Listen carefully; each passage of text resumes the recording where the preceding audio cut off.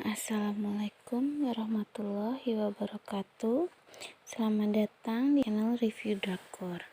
Cerita dimulai saat Okjung bertemu dengan Ratu Inhyun. Okjung tidak membungkuk dan langsung berbicara. "Saya tidak akan diinjak lagi." Ratu heran dan bertanya, "Apa maksudmu?" Okjung balik bertanya, "Apa yang mulia benar-benar tidak tahu bahwa saya sedang mengandung?" Ratu berkata, "Ia benar-benar tidak tahu." Okjung menyindirnya, "Tentu saja, Anda selalu tidak tahu apa-apa. Aku hanya mengikuti tradisi. Tetapi karena Anda, saya sekarang sudah belajar. Saat saya tidak bisa melindungi diri saya sendiri karena status saya yang rendah, saya bisa kehilangan milik saya yang paling berharga. Saya tidak akan mau diinjak dan kehilangan sesuatu yang berharga lagi." Okjung pun pergi. Ratu menoleh ke arahnya dengan pandangan marah. Ratu ingat sebenarnya ia memang sudah tahu kalau Okjung sedang mengandung. Ratu mendengar permohonan ayahnya kepada Ibu Suri. Ratu gemetaran mendengar percakapan itu. Esoknya, Okjung diangkat menjadi Hibin dan menerima penghormatan dari stafnya. Okjung menemui Ibu Suri dan bersiap memberikan penghormatan, tetapi Ibu Suri melarangnya. Ia meminta Okjung duduk. Dayang Hong meletakkan obat di depan Ibu Suri. Ibu Suri meminta Okjung untuk meminumnya. Okjung merasa curiga. Ibu Suri bertanya, "Kenapa? Apa kau pikir ini adalah obat invertil lagi?" Ibu Suri meminta Okjung meminumnya. "Ini adalah obat untuk membantu Okjung agar mengandung lagi." Okjung sedikit ragu, tetapi dia tetap meminumnya. Ibu Suri pun tersenyum. Ratu Inhyun datang, lalu ia duduk. Ibu Suri mengatakan kepada Okjung, "Jadi, Hibin, karena kau tidak tahu banyak soal tradisi istana, aku ingin mengatakan kalau semua anak yang dilahirkan oleh selir adalah anak ratu." Okjung langsung pucat.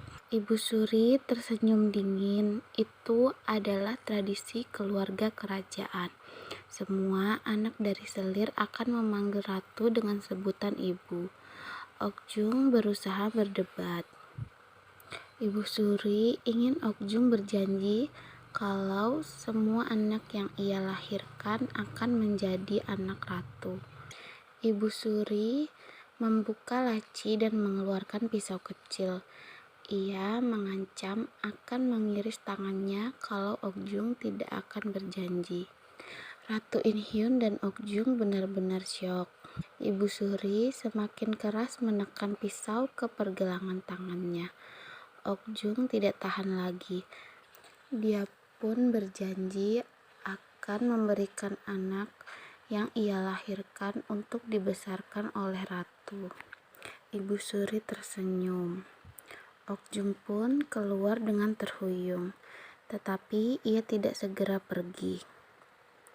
Tabib istana masuk ke kediaman Ibu Suri. Tabib itu memeriksa nadi ratu. Tabib membungkuk dan meminta ampun. Dia mengatakan kalau ratu infertil. Ratu Inhyun syok dan menangis. Okjung ternyata masih di sana dan mendengar semuanya. Okjung kelihatan kaget. Ratu Inhyun menangis dan meminta tolong kepada Ibu Suri. Ibu Suri mengatakan siapapun yang melahirkannya, anak itu tetaplah anak raja. Anak itu akan dibesarkan oleh Partai Barat.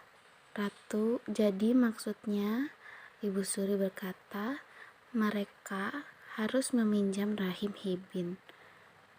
Ratu pun terkejut. Ibu Suri tersenyum. kalau ratu tidak bisa memiliki anak, maka mereka akan mengambil anak Hibin dan menyingkirkan ibunya, lalu membuat anak itu menjadi raja. Okjung gemetaran menahan marah. Ia berjalan keluar dari kediaman Ibu Suri. Esoknya, Okjung memanggil Jang Hyun. Okjung mengatakan kepada pamannya soal permintaan Ibu Suri bahwa semua anak yang dilahirkan Hibin akan menjadi anak ratu. Dan Okjung harus menyerahkan anak untuk dibesarkan ratu dan partai barat. Jang Hyun marah mendengarnya. Jang Hyun berjanji akan membantu Okjung apapun yang terjadi. Okjung mengunjungi ratu dan membawa baki besar. Ratu heran dan bertanya apa yang ia bawa. Okjung tersenyum dan membuka tudungnya. Ini adalah makanan kecil yang disukai Yang Mulia Raja. Ratu pun bertanya kenapa dia membawa makanan itu. Lalu Okjung berkata kalau ia ingin pergi ke rumah ibunya malam ini dan berharap ratu mengizinkannya. Raja berjalan-jalan di pasar bersama Hyunmu. Ia melihat penjual senjata dan membeli sebuah pisau. Saat membayar, pedagang itu memberikan kembalian dengan uang koin. Tiba-tiba Jisoo muncul dan berkata, uang kembalian itu adalah palsu. Raja pun terkejut. Jisoo membenarkan dan mengatakan, sepertinya mereka sengaja menyebarkan koin palsu. Jisoo mengambil koin itu dan berkata kalau ia akan melaporkan hal ini kepada petugas. Ia pun pergi. Sukjong tertarik dan mengejar Jisoo.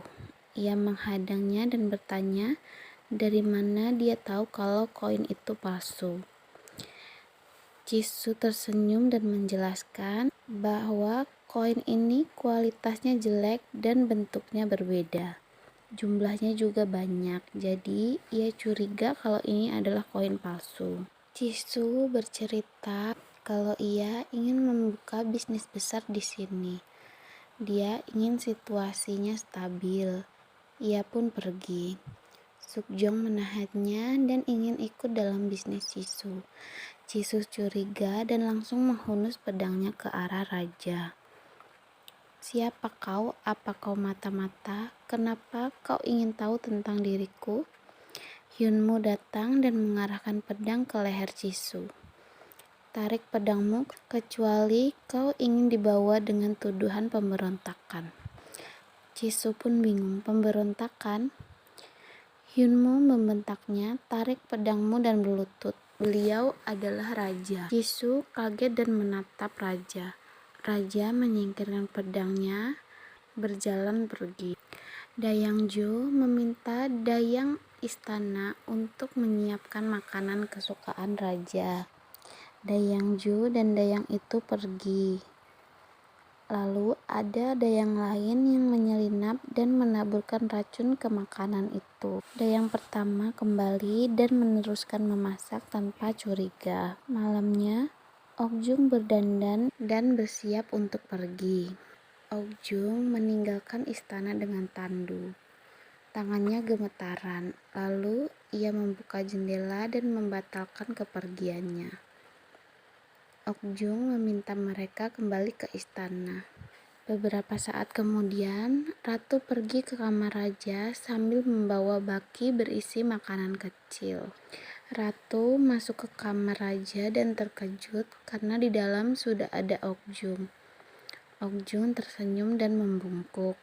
Okjung berkata ia tidak jadi pergi. Ratu tampak bingung dan kesal. Raja datang. Ratu dan Okjung sama-sama menghormat. Mereka pun duduk. Okjung mengajak raja mencicipi makanan yang sudah disiapkan oleh ratu. Okjung mencicipi makanan itu. Ratu Inhyun heran, bukankah ada dayang khusus yang akan melakukan itu? Tetapi Okjung berkata, ia yang biasanya mencicipi makanan untuk raja. Ratu tampak terkejut. Okjung mengambil makanan itu dan sedikit gemetar memasukkan makanan itu ke mulutnya. Okjung berusaha untuk menelan makanan itu. Dia tersenyum dan meminta raja mencicipinya. Okjung menyuapkan makanan itu ke Sukjong, tetapi sebelum makanan itu sampai, Okjung menjatuhkan sumpit dan menutup mulutnya. Ia batuk-batuk dan kesakitan. Semua panik dan mencoba menolong Okjung. Ia pun tidak sadarkan diri. Tabib merawat Okjung. Raja duduk di sampingnya dan kelihatan sangat cemas. Tabib berkata kalau kondisi Hibin kritis. Raja marah dan memerintahkan untuk melakukan penyelidikan soal insiden ini. Ibu Suri juga terkejut saat mendengar Hibin sakit. Dayang Hong menceritakan semuanya. Hibin keracunan saat mencicipi makanan yang dibawa oleh ratu. Kenapa ratu yang membawa makanan itu? Itu adalah masalah besar. Dayang Hong berkata kalau Hibin yang meminta ratu melayani raja saat ia pergi. Tetapi kemudian Hibin kembali lagi ke istana dan pergi ke kamar raja. Ibu Suri mulai mengerti masalahnya. Menteri Min menemui putrinya. Menteri Min bertanya, kenapa Ratu bisa terlibat dalam masalah seperti ini? Ratu kelihatan bingung, dia juga tidak yakin. Sepertinya Hibin yang merencanakan ini. Ratu tidak percaya kalau ini suatu konspirasi. Bagaimana ada orang yang bisa merencanakan hal mengerikan seperti itu? Menteri Min bertanya, Mulia, saya ingin memastikan satu hal. Anda benar-benar tidak tahu masalah ini kan? Ratu marah. Ayah, Raja masih duduk di samping Okjung. Okjung mulai sadar. Raja pun terkejut dan gembira. Okjung memeluk Raja dan menangis. Ia berkata, ia merasa bahagia bisa kembali hidup-hidup dan bertemu lagi dengannya. Raja pun menepuk punggungnya. Aku juga sama. Kupikir aku tidak bisa bertemu denganmu lagi. Okjung berkata dalam hati, Yang Mulia, apapun yang saya lakukan, ini karena saya ingin mencintai Yang Mulia dengan sepenuhnya. Sebelumnya, kakak Okjung memberikan racun itu kepada Okjung dan memperingatkannya bahwa dia hanya akan pingsan sebentar. Okjung mengerti dan mengambil racun itu. Ratu Inhyun lega setelah mendengar bahwa Hibin telah sadar. Ia berniat menjenguk Hibin. Hyunmu menemui Ratu dan berkata bahwa Ratu adalah dalang di belakang insiden ini dan dia harus menjadi tahanan rumahan atas perintah raja. Ratu pun marah. Dalang, aku yang akan berbicara kepada raja. Hyunmu tidak bersedia mundur karena ia hanya menjalankan perintah raja. Hyunmu memerintahkan anak buahnya mengawal Ratu kembali ke dalam. Hyunmu membungkuk dan langsung memerintahkan anak buahnya membawa Dayangjo untuk diperiksa.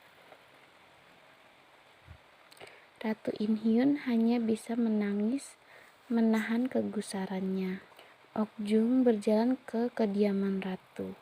Ia mengamati Ratu dan berkata di dalam hati, apakah Anda tahu Yang Mulia Ratu? Posisi itu ditentukan untuk Anda sejak awal.